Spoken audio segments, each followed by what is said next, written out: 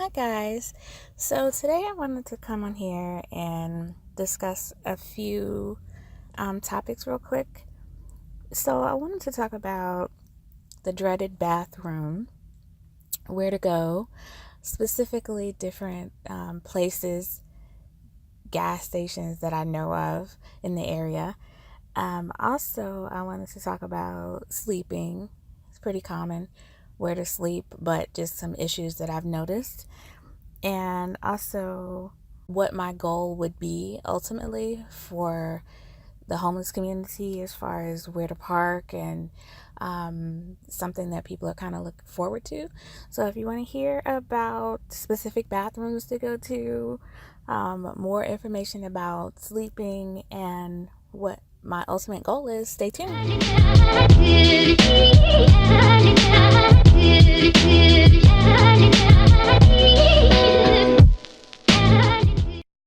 Okay, so first up, as far as bathrooms go, so we have the general bathrooms. I'm going to say number one and number two, because number one is really easy, easy peasy, no pun intended.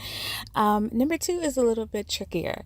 So I kind of looked over people's videos and no one really spoke much about specifics with like number one and number two, because there's a difference and not everybody feels comfortable. Um, at some point, it's not like when you're homeless, you lose all of your privacy goals and that you're okay doing certain things in certain places. So, for those of us who still feel like I need a little bit of privacy for certain things, there are specific places to go for a little bit more privacy for your number twos. So first off, as far as just general bathrooms go, I've kind of broken them down into the top three in a couple categories. So I'm saying privacy is number one. Just in general, just general privacy as far as the traffic and the location and if it just feels comfortable to go. Just there's hotels, doctor's offices that I noticed. As far as just good bathrooms to go to, every area has different gas stations, different chains. However, if you are around number one, a Circle K, they have like a cleanliness policy where the goal is to keep their bathrooms clean. So going in there that they do have toilet tissue, they do make sure that they're clean and kept smelling nice and everything. So if you are in an area where there's a Circle K, try to get to one of those. If not, I'm sure there are other gas stations that have this issue where you actually are looking at people who are trying to keep the bathrooms clean specifically, and they have signs to tell you that they're doing so. Okay, let's see. Next up, Quick Check. They are a bigger chain, so they might be in more places. They keep their bathrooms pretty good. There's a lot of traffic there. So as far as privacy, there isn't much, but as far as just general bathrooms go, they're 24 hours. You can go in anytime. They're kept nice and clean, and they smell pretty good as well. So then here's one that's open 24/7, or a lot of them are, and the 7-Eleven. However, they can be tricky in the issue of access. So that's a big one as well. You want something that's 24 hours, that's in an area that's safe, and where you feel comfortable. So hospitals, they're 24 hours, obviously. I personally would not want to be in the ER because you never know what's going on in those bathrooms. But if you're able to get to a hospital area that is not the ER and you're able to use the bathroom, I would say, yeah. But I would just freak out knowing that I'd be in an ER bathroom, someone's getting sick or someone, no. Ugh. So I couldn't. But as far as access goes, they have easy access and they're open 24 hours.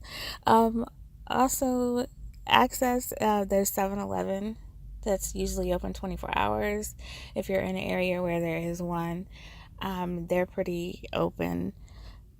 There are hotels with 24-hour access. The trick about hotels, if you can go to them during their busy hours, I would say do that, because they're checking guests in, it's busy, they're not paying attention to what's going on.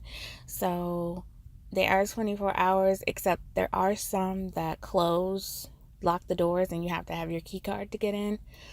And so if you don't have a key card, or you're not coming to visit someone who's actually staying there, then you're not going to, get access. But a lot of them are 24 hours. So in the middle of the night, the front desk people are usually in the back. Some of them are asleep or whatever. So you can, slip in and go use their bathroom in the lobby, and it's fine. It just depends on what type of hotel it is, where it's located, etc. The next one is Quick Trip. I don't know if it's in everyone's area. I don't know if it's just named differently, but Quick Trip is a good one. It has, they make food in there. It's really nice. Open 24 hours, obviously, except I'm sure that I don't think that the restaurant part is open 24 hours, but it stays really, really busy from all the ones that I've seen. So that's definitely one that is ease of access. They stay pretty busy, so they keep their bathrooms up, and from what I've seen, it's clean, it smells good in there. So those are definitely a good option. Okay, next up, the category is cleanliness. So again, we have the Quick Trip that I mentioned earlier. Circle K, they're the ones that I said that they actually have a goal that's posted up about keeping bathrooms clean, and they're always looking to make sure that their bathrooms are kept up and clean and nice and smell good. So if any bathrooms that you come across are like that, they're good, because they're trying to do that, and they're letting the customers know that they specifically try to make sure that the bathrooms stay clean. So that's always great. Doctors' offices definitely keep theirs clean. In the lobbies, a lot of the buildings will have restrooms, so they're cleaned by their custodial staff, and they're usually cleaned several times during the day, so they're definitely clean. And again, hospitals, they're kept clean because they have the custodial staff. During the day, and you have access to any of their public bathrooms, I would say yes. In the middle of the night, I'm not sure, because it's probably just the ER, and again, I wouldn't go into the ER bathrooms unless it was an ER situation. You couldn't hold it or whatever, but for me, I would probably stay away from those. And the last category is privacy. So what I've noticed is hotel lobby bathrooms privacy, because it's usually a single one. So it's just the one you go in, and it's just you. So you have more privacy with that. So that's definitely great. Again, doctor's offices, the lobbies, from what I've seen, it's just a single bathroom. I've different office buildings have multiple stalls, and those are also good to go into. Office buildings that there's a bunch of offices, and they usually have them in the lobbies as well. But as far as privacy goes, doctor's offices are definitely a way to go with the single one, and the hotel is definitely a way to go. Okay, so next up I want to talk about sleeping situation. Here again, I kind of viewed other YouTube creators' videos, and was trying to figure out different places to sleep and see what kind other people are kind of saying. And it seems like a general consensus. There are some things in there that one person will say the other hadn't. And there's one YouTube creator that came up with a nice list, and I will link her site below. I'm not sure how to pronounce her name, so I'm not going to butcher it, but I will definitely put her link below so you can watch her full videos. But she has a good list here. So for me, and what I've noticed that no one really said was storage units. Now, I'm not saying sleeping in the storage unit itself, although people do that.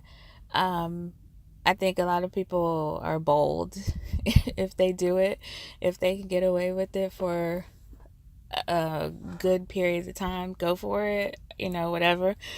I'm not advocating breaking any laws or rules of the storage unit and living in it or whatever. However, this is a serious situation, being homeless. So do what you got to do. That's what's going on now. You're in survival mode for most people.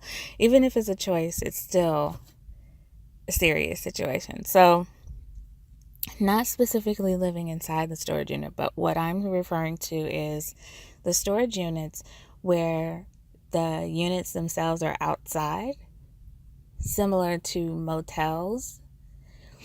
And if it's inside of a gated, I call it a gated community, but the storage units themselves are inside a gate, and you have a key code, access code that you have to punch in order to get in. You're essentially living in a gated community. I mean,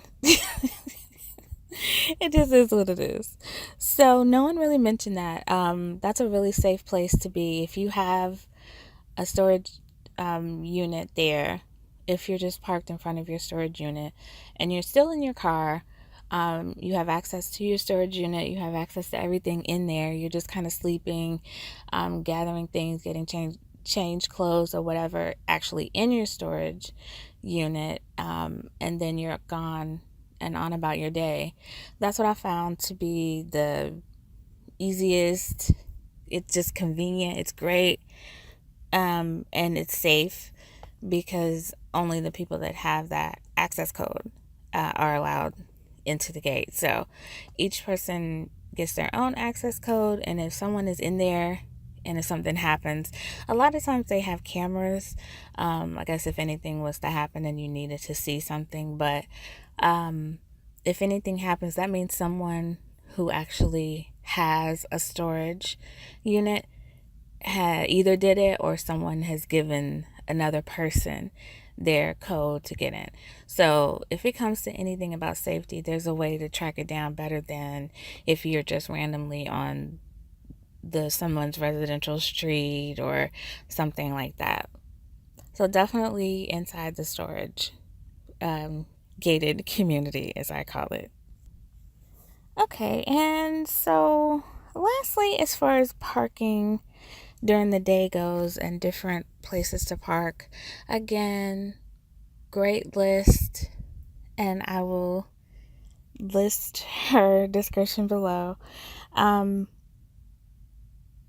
agree with most of what everyone's saying, but what I have noticed as far as Walmart goes is during the day it's kind of okay if you're mixed in with the shoppers. You're parked within it.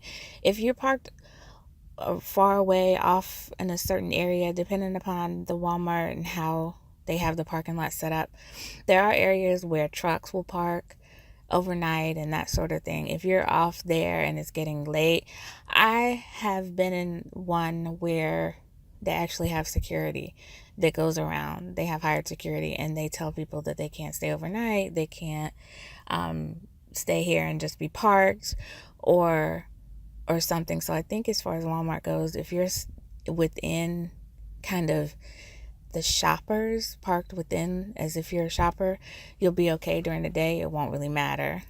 However, if you're far away and you're the only car way off somewhere and it's getting late. And so just kind of watch. I know most people have no issues, but for the first time ever, I ran across an issue as far as security goes. And they do have signs saying, like, no tractor trailer parking, no overnight parking.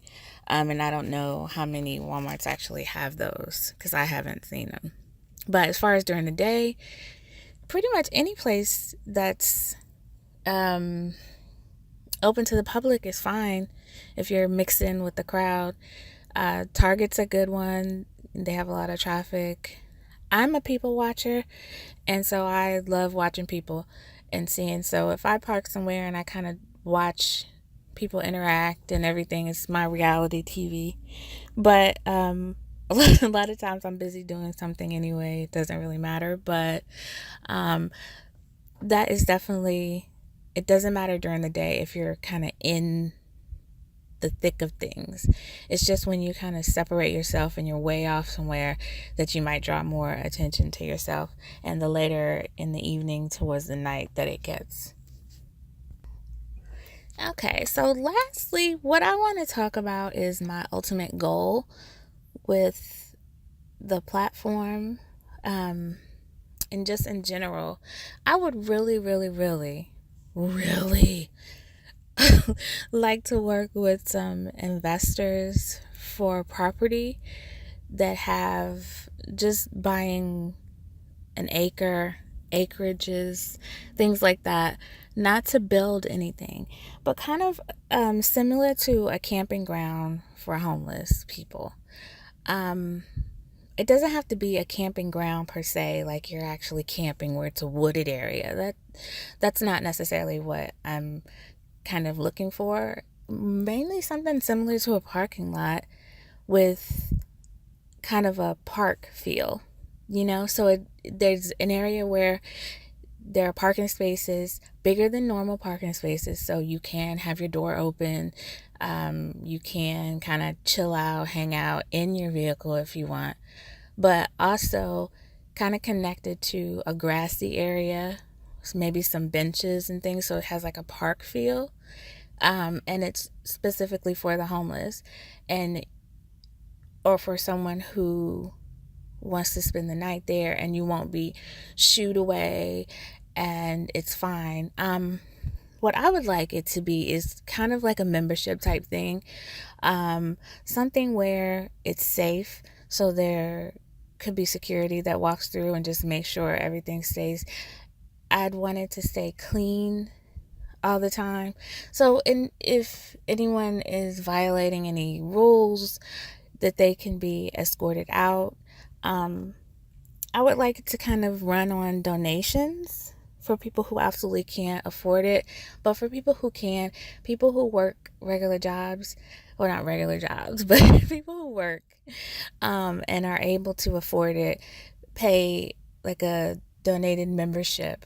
And for people who can't afford it, they're still able to come park or tent, put up their tent, and basically just stay there for, as long as they want. So they don't have to find somewhere to go during the day. They don't have to find somewhere to go during the night. They're not hiding under bridges like trolls. So it's just, the homeless population, for the ones who are chronically homeless, are treated like the scum of society, but ultimately society has the blood on their hands. They're ultimately responsible for the members within your community, the members within your city, within your state. You're responsible for them. So you've dropped the ball, and these people are now living on the streets and have nowhere else to go. Shelters are overbooked. There are people always there. So the blood is on all of our hands, essentially, for just kind of sweeping them. They don't deserve to be hidden under bridges and tucked away and shooed away, and they don't deserve to be treated like that. People are still human. So for those of us who aren't considered chronically homeless, who are functioning, who have made a decision, a choice, a conscious decision to live a certain way, a certain lifestyle. No one knows that we're homeless unless you tell them. It's two type of perceptions for societies homeless, but the at the end of the day, we're the same, judged by society, and you have a label stamped on you that says you're homeless. So chronically homeless, where you're not able to hold a job, there's severe mental illness, something like that, or someone who is not necessarily chronically homeless, but they've run into a situation, they're presently homeless, or they've made a conscious decision to no longer live in certain dwellings, the quote-unquote normal dwellings for a home, all go under the homeless category. So it's just, people need to understand that. People need to know that. And people need to be more aware and know that every member within the society, every member within your city, every member within your state, we're responsible for each other. We're responsible for each other as humans. And it's just time that we bring our faces up from our phones, turn our TVs off, whatever, and start focusing on each other before it's too late. That's all for now, guys. I'm Kiki, and that's what's really going on in the streets. Remember, be the change you want to see in the world. I love you guys. Go forth in love and light. Namaste.